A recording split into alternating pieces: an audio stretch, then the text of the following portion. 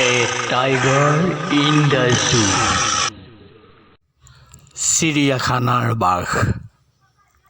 মৰমৰ ছাত্ৰ ছাত্ৰীসকল, আজি এই ভিডিঅ'টোৰ জৰিয়তে মই তোমালোকক বুজাই দিব খুজিছোঁ তোমালোকৰ ইংৰাজী পাঠৰ এটি কবিতা a tiger in the zoo. কবিতাটিৰ লিখক লেছলি নৰিছ।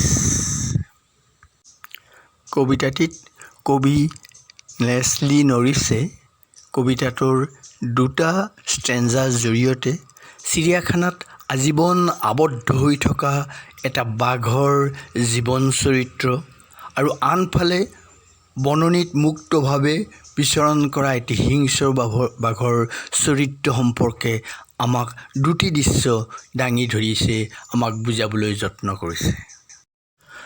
কবিতাটিৰ প্ৰথম ষ্টেঞ্জাত কবিয়ে এইদৰে লিখিছে: He stalks in his vivid strips the few steps of his cage on pads of velvet quaid in squat rays. এই ষ্টেঞ্জাটোৰ টান শব্দকেইটা মই সহজভাৱে তোমালোকক বুজাই দিব খুজিছোঁ। ইয়াৰে ষ্টক্স শব্দটোৰ অৰ্থ হৈছে গহীন গম্ভীৰভাৱে খোজ কঢ়া, খঙেৰে গহীন গম্ভীৰভাৱে খোজ কঢ়া। ভিভিড শব্দটোৰ অৰ্থ হৈছে স্পষ্ট, উজ্জ্বল, জকমকীয়া। ষ্ট্ৰিপছ মানে অৰ্থ হৈছে বাঘৰ গাত থকা যিটো ক'লা পতীয়া পতি, ঢেকীয়া পেটীয়া বাঘৰ দীঘল ক'লা ক'লা পতি, দাগ। ষ্ট্ৰিপছ মানে হ'ল সেই দাগ। পেটছ মানে অৰ্থ হৈছে বাঘৰ ভৰিৰ তলৰ কোমল অংশ।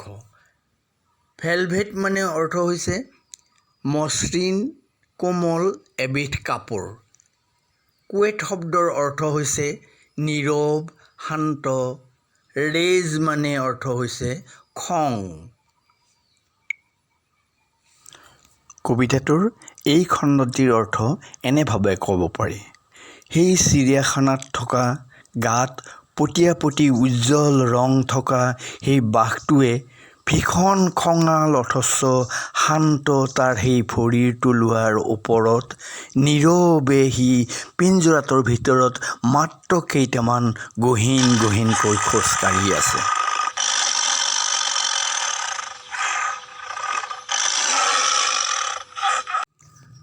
ছেকেণ্ড ষ্টেঞ্জাটোৰ জটিল শব্দকেইটা মন কৰাচোন।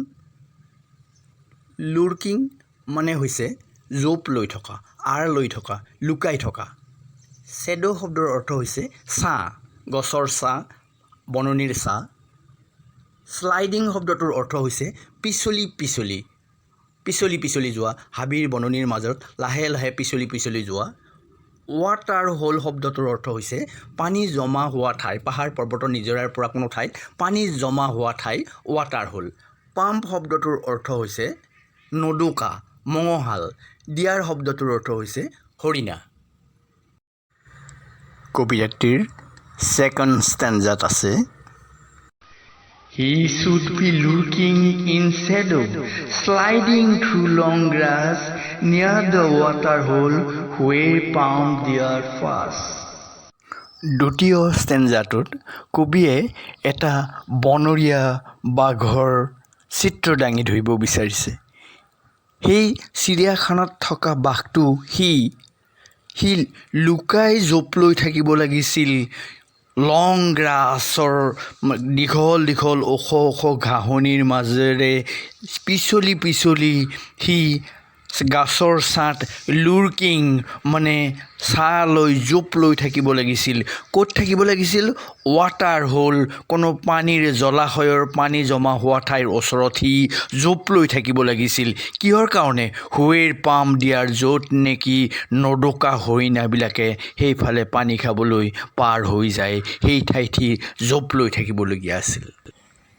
Third paragraph: He should be snarling around houses at the jungle's edge, bearing his white fangs, his claws terrorizing the village.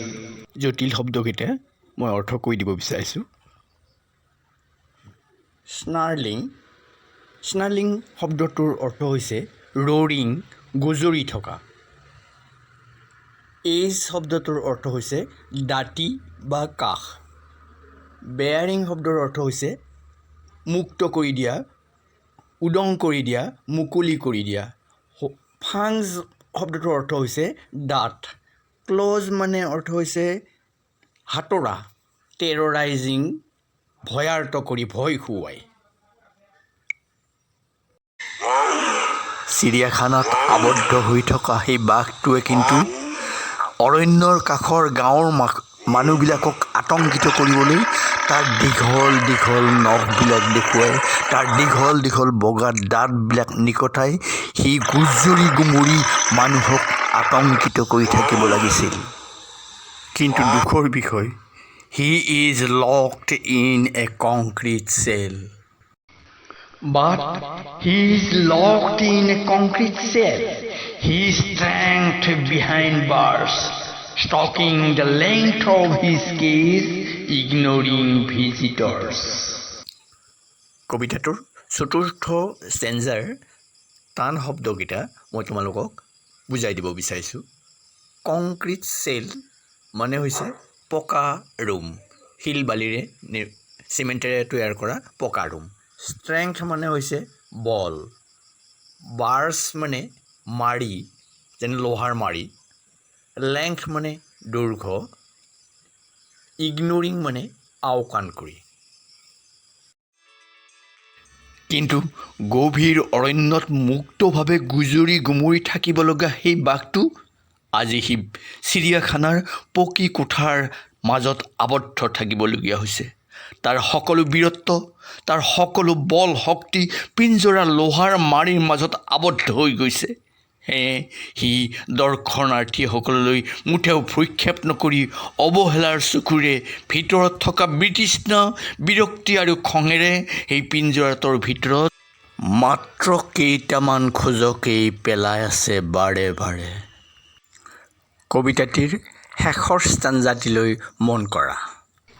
He hears the last voice at night, the patrolling cars, and stares with his brilliant eyes at the billion stars. Leslie Norris.